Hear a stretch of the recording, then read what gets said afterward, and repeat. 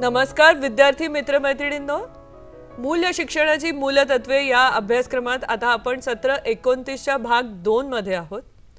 या सत्रात आपण पुढे बघणार आहोत की सेवा अध्ययन कृती खरोखरच एका प्रक्रियेचे अनुसरण करते, हे ज्याचा विचार काही वेळा इतर प्रकल्पांमध्ये केला जात नाही। ही प्रक्रिया महत्त्वाची आहे।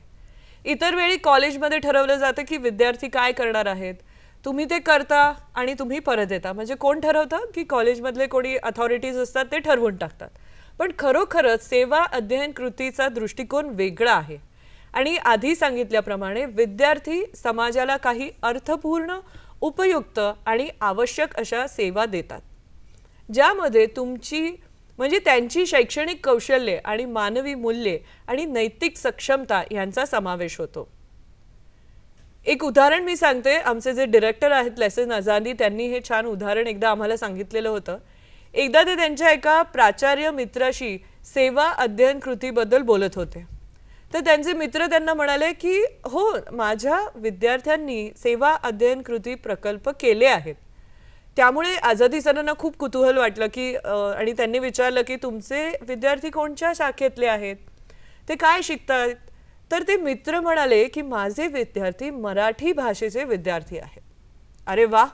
मग आझादी सरांना नक्कीच उत्सुकता होती की फक्त एका भाषा अभ्यासक्रमाचे जर विद्यार्थी असतील तर त्यांचे भाषेचे कौशल्य आणि क्षमता आणि ज्ञान यांचा समाजाच्या गरजांशी त्यांनी कसा संबंध जोडला। तर ते मित्र म्हणाले, अहो, हे खूप सोपं आहे, कारण ज्या गावात विद्यार्थी सेवा अध्ययन कृती करायला गेले तिथे लोक खूप वाईट भाषा वापरत होते असं त्यांना आढळलं। त्यामुळे माझे विद्यार्थी जे भाषेचे विद्यार्थी आहेत त्यांनी जाऊन त्यांना नीट कसं बोलायचं आणि वाईट भाषा, अपशब्द कसे वापरू नयेत आणि त्याऐवजी चांगले शब्द कसे वापरावेत हे शिकवलं। या उदाहरणावरून अगदी एक स्पष्ट होतं की तुम्ही कोणताही कोर्स केलात, मग भाषा असो, तुम्ही इतिहास शिकत असाल, तुम्ही भूगर्भशास्त्र शिकत असाल, भूगोल शिकत असाल, जे काही असो, तरीही समुदायाच्या वास्तविक जीवनासाठी तुम्ही त्याचा कसा वापर करू शकता याचा विचार आपल्याला नक्कीच करता येतो आणि मुख्य म्हणजे प्रत्यक्षात काहीतरी कृती करता येते। आता या प्रकल्पाचा सर्वात चांगला भाग म्हणजे गावातील संवाद किंवा भाषा दुरुस्त होणार आहे। अर्थातच हे खूप सोपं वाटत असलं तरी विद्यार्थ्यांसाठी ते खूप अवघड आहे। त्यांना स्वतःच्या क्षमता, ज्या सक्षमता त्यांनी विकसित केल्या आहेत त्या प्रत्यक्षात सरावात आणाव्या लागणार। म्हणूनच कोणाचीही सेवा करताना एक अत्यंत महत्त्वाची बाब म्हणजे ती आनंदाने द्यावी लागते। तुम्ही कोणाची तरी सेवा करू शकता याचा तुम्हाला आनंद झाला पाहिजे, एक आंतरिक आनंद तुम्हाला मिळाला पाहिजे। आणि एकदा का तुम्ही तुमच्या समुदायाच्या सदस्यांचे जीवन सुधारण्यामध्ये गुंतला असाल तर अर्थातच सेवेचा आनंद तुम्हाला सापडेल आणि तुम्हाला खात्री पटेल की होय, माझं जे शिक्षण आहे त्या माझ्या शिक्षणाद्वारे मी माझ्या विस्तारित कुटुंबासाठी, संस्थांमध्ये, समाजासाठी आणि प्रत्येक व्यक्तीसाठी अमूल्य असं योगदान देऊ शकतो। मग माझे थोडे शिक्षण जे काही आता मी ज्या काही पातळीवर आहे ते इतरांना उपयोगी पडते आहे, यापेक्षा दुसरी आनंदाची आणि समाधानाची बाब कोणती असू शकते? आणि आपण नेहमी लक्षात ठेवले पाहिजे की आपला आनंद सेवेत गुंतल्याने प्राप्त होतो आणि आपल्या हृदयातील आनंदाचा प्रकाश कोणत्याही गोष्टीमुळे विझू देऊ नये। ती एक अतिशय स्वर्गीय भावना असते, अतिशय एक शुद्ध भावना जी आपल्याला जाणवते। जो सेवा करतो तो खरोखरच स्वर्गात आहे, कारण त्याच्याकडे ते सर्व स्वर्गीय गुण जे आहेत, ज्या भावना आहेत त्या त्यांनी जोपासलेले असतात आणि त्या सरावात तो घेऊन येतो। आता अशा अनेक गोष्टी आहेत ज्या आपल्या उत्साहाची ज्योत विझवू शकतात, कारण काय आहे ना, सेवा ही केवळ आनंदाने नाही तर उत्साहाने करावी लागते। पण मग इथे विचार करणं गरजेचं आहे की अशा कोणत्या गोष्टी आहेत ज्यामुळे आपला उत्साह कमी होऊ शकतो। एक मला लगेचच लक्षात येते ती म्हणजे इतर लोक आपल्याबद्दल कसा विचार करतात, काय विचार करतात आणि ते आपल्याला कसा प्रतिसाद देतात याला आपण जास्त महत्त्व दिलं तर ही समस्या नक्कीच आपल्या आयुष्यामध्ये येऊ शकते। त्यामुळे कधीही कशाचीही अपेक्षा करू नका. तुम्ही खूप कौतुकाची अपेक्षा करू शकता आणि जर त्यांनी कौतुक केलं नाही तर तो उत्साह तुमचा तिथल्या तिथेच संपुष्टात येईल. त्यामुळे अपेक्षा न ठेवणं हे कधीही चांगलं आहे. कधी कधी तुमच्यावर टीकाही होऊ शकते, लक्षात ठेवा. आणखीन एक आझादी सरांनी सांगितलेला एक किस्सा मला आठवला. एका अतिशय प्रसिद्ध लेखकाने लिहिलेला मनोरंजक छोट्याशा लेखाचा हा छोटासा किस्सा आहे. एक अतिशय प्रसिद्ध लेखक म्हणतात, मी शाळेत असताना एका गोष्टीबद्दल एक लेख लिहिला होता आणि मी तो शिक्षकांसाठी वर्गात वाचून दाखवल्यानंतर शिक्षक म्हणाले, तुझा लेख आणि तुझे विचार खूप चांगले आहेत, हात पुढे कर.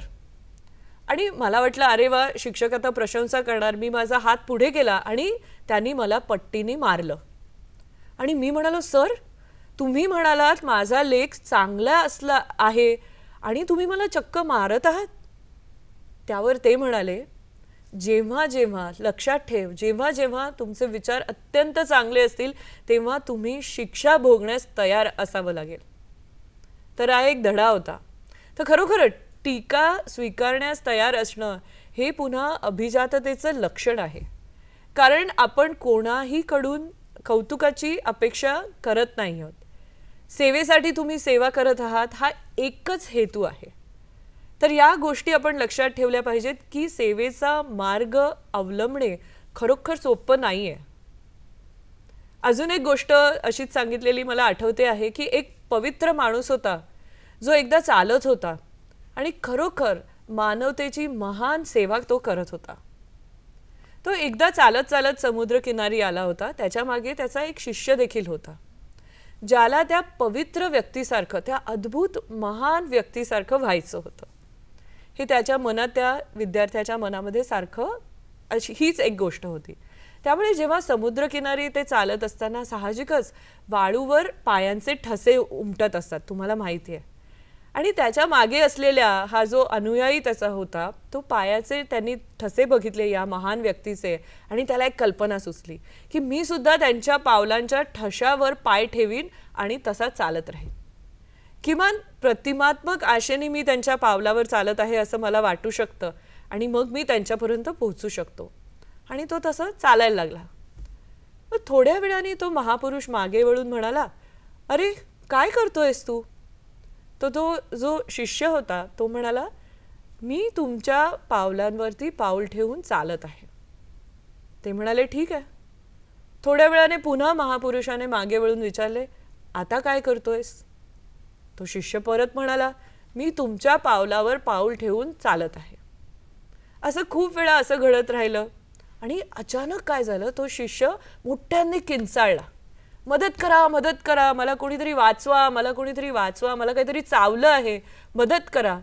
तर त्याला प्रत्यक्षात एका विंचूने डंख मारला होता. मग ती जी महान व्यक्ती होती, तो जो पवित्र माणूस होता, त्याच्याकडे वळून म्हणाला, माझ्या पावलांवर पाऊल ठेवून चालणं तुम्हाला दिसतंय तितकं सोपं नाहीये.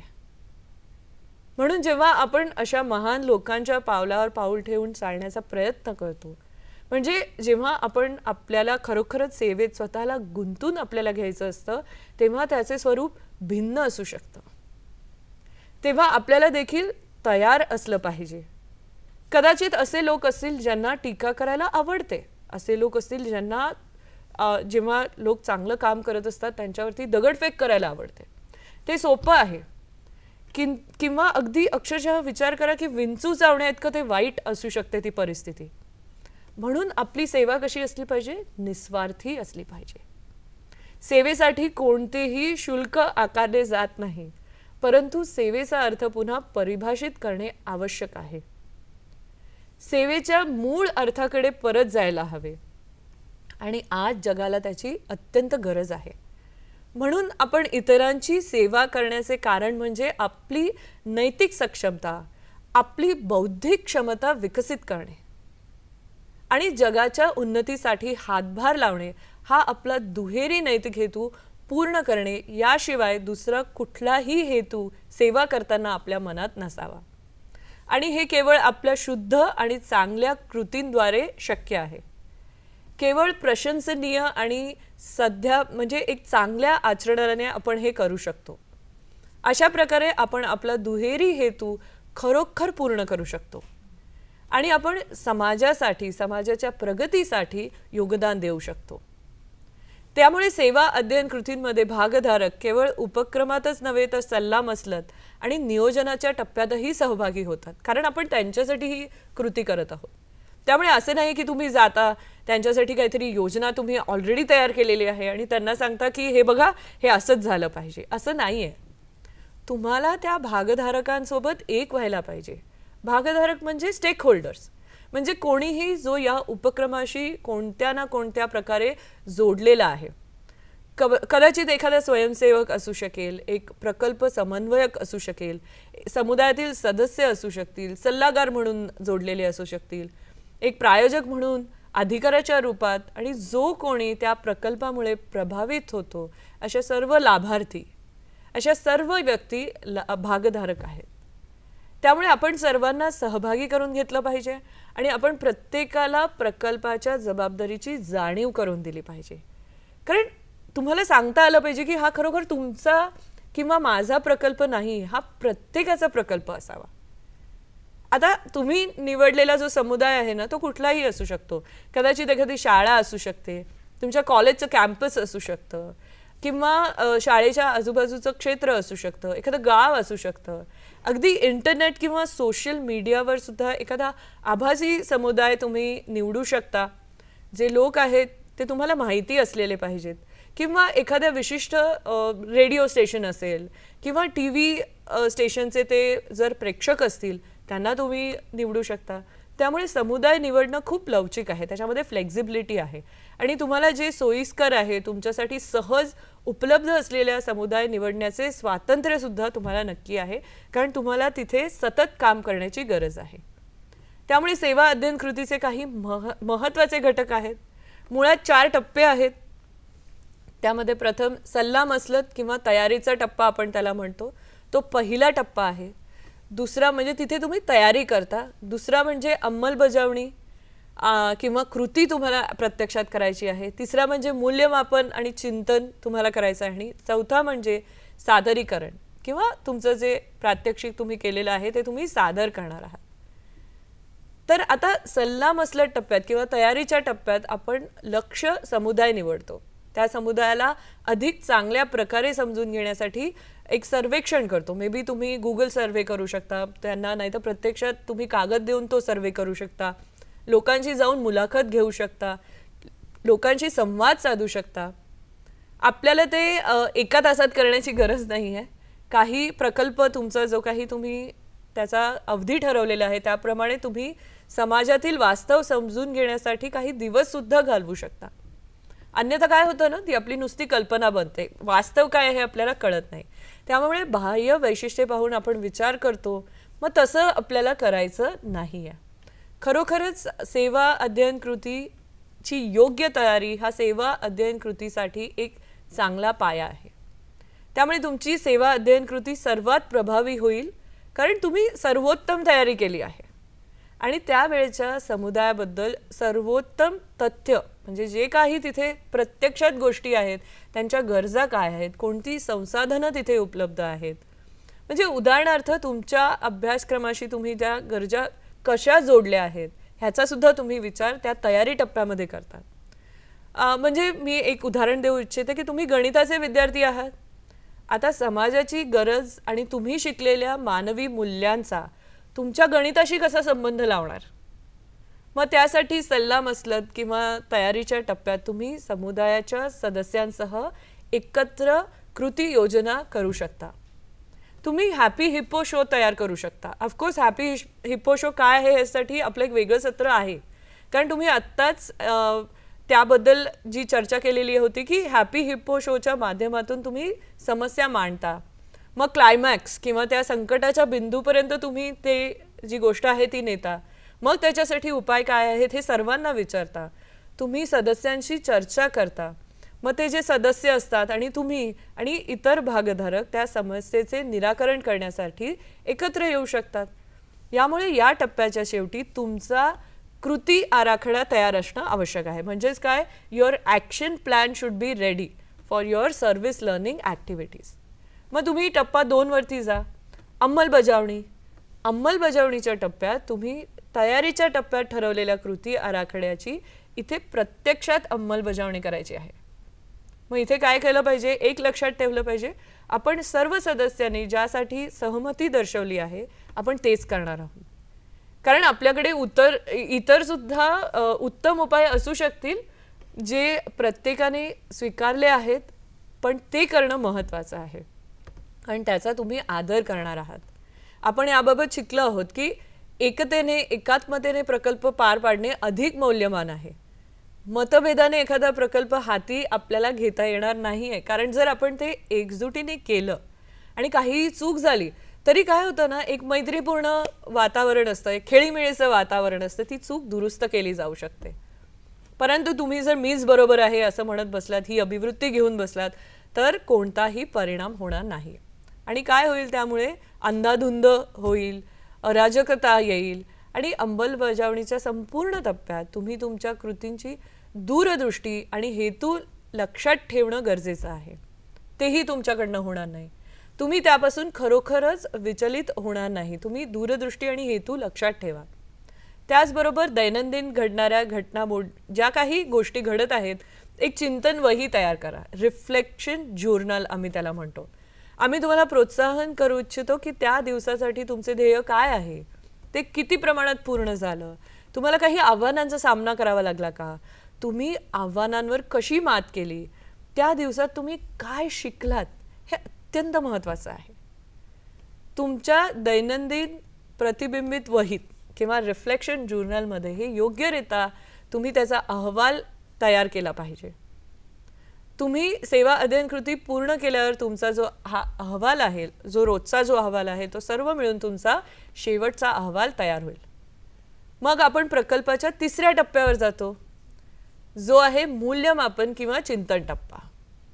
मग तुमचे गुणांचे मूल्यांकन करण्यासाठी कॉलेजमध्ये केलेल्या मूल्यमापनापेक्षा हे थोडंसं वेगळं आहे. हे सेवेचं आणि समुदायातील सदस्यांसोबत तुम्ही करत असलेल्या कृतींचं मूल्यमापन आहे.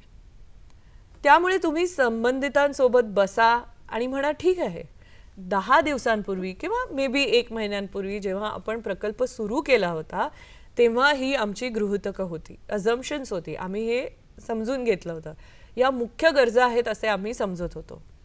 हीच कृती आपले प्रश्न सोडवण्यास मदत करू शकेल असं आम्हाला वाटलं होतं आणि त्याप्रमाणे आम्ही त्या कृती केलेल्या आहेत. आता त्याचा परिणाम काय झाला आहे ते आपण एकत्र बसून बघणार आहोत. आता कदाचित परिणाम असा आहे की आपण सर्व उद्दिष्टे पूर्ण केलेली आहेत, तुम्ही अगदी सर्व काही साध्य केलेले आहे, किंवा कदाचित तुम्ही 50%, कदाचित 10% तुम्हाला साध्य करता आलेलं आहे. पण इथे काहीही असो, तुम्हाला त्यामधून काय शिकायला मिळालं हे सर्वात महत्त्वाचं आहे. त्यामुळे मूल्यमापनाद्वारे तुम्ही काय चांगलं केलं हे तुम्ही शिकता आणि तुम्ही काय चांगलं केलं नाही यावरती तुम्ही विचार करू शकता.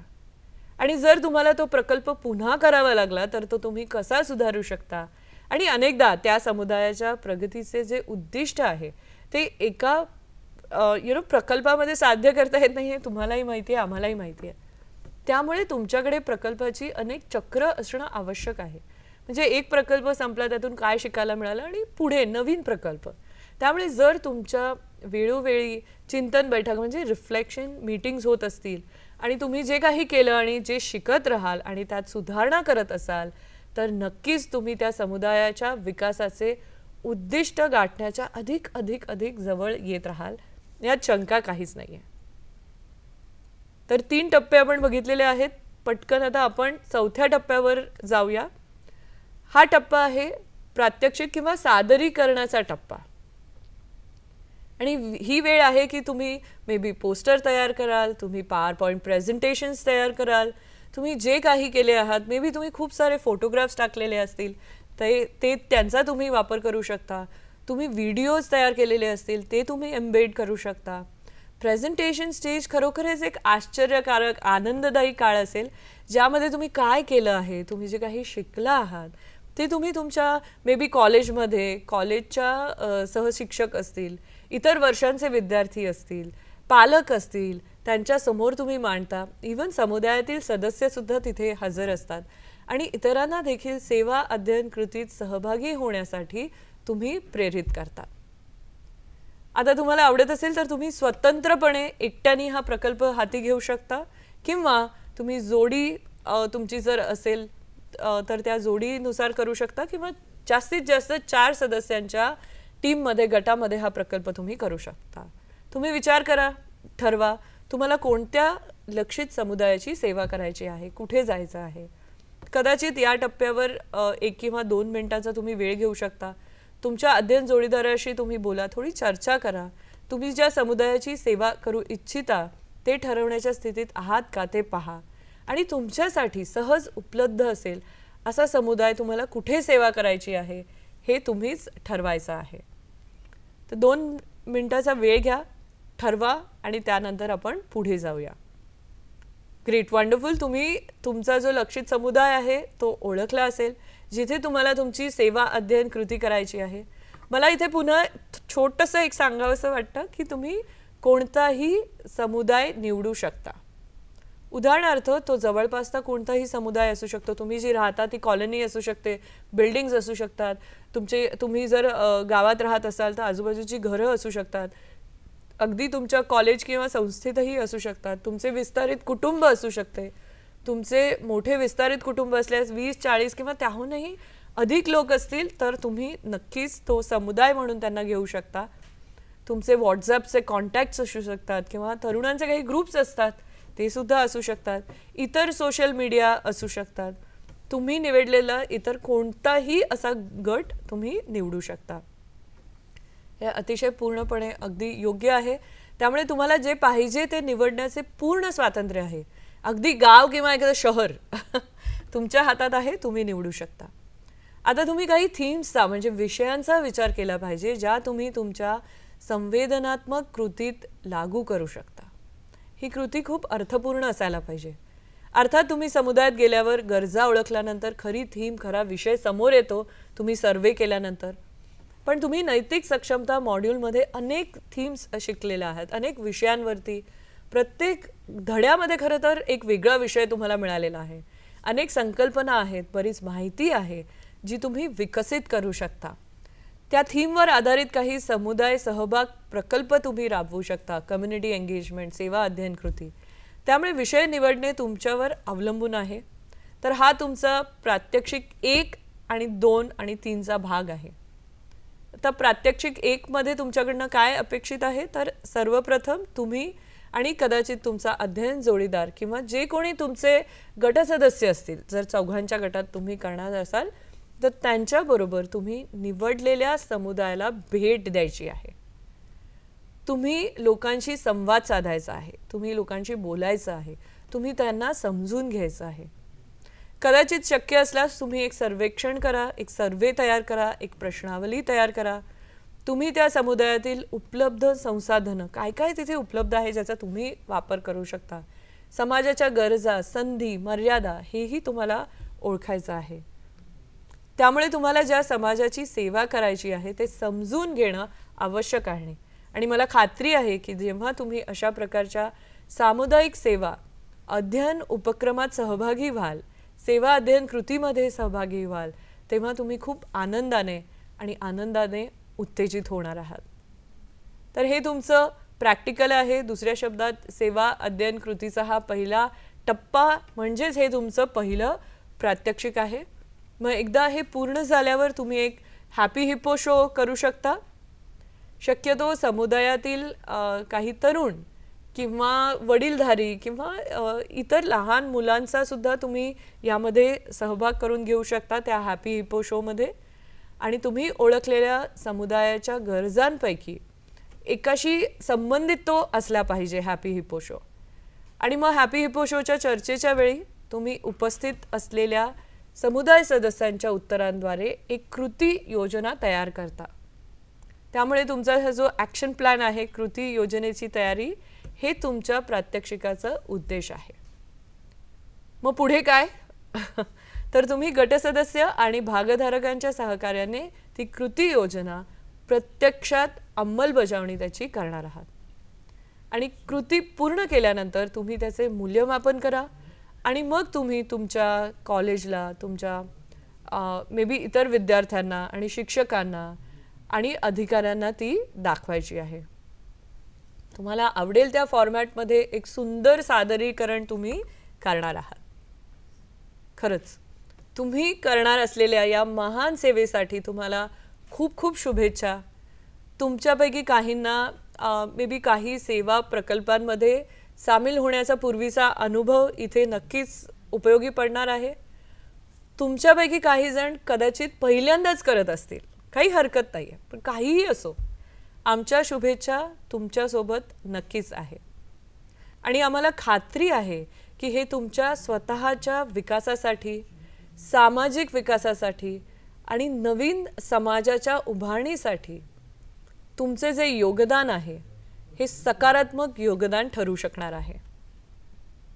आता पुढील सत्रात जे या अप्रतिम अभ्यासक्रमांचे अंतिम सत्र आहे, तुम्हाला वेगवेगळ्या महाविद्यालयांमध्ये केलेल्या काही सेवा कृती आहेत त्याबद्दल सांगितलं जाणार आहे. म्हणजे तुम्हाला काही उदाहरणं, काही अनुभव तुमच्यासमोर मांडले जाणार आहे.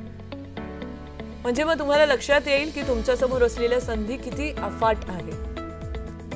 तर प्रिय विद्यार्थी मित्रमैत्रिणींनो, हे जे सत्र आहे हे इथे संपलेलं आहे. तुमच्या अर्थपूर्ण सेवा अध्ययन कृतीसाठी तुम्हाला मनापासून शुभेच्छा. धन्यवाद.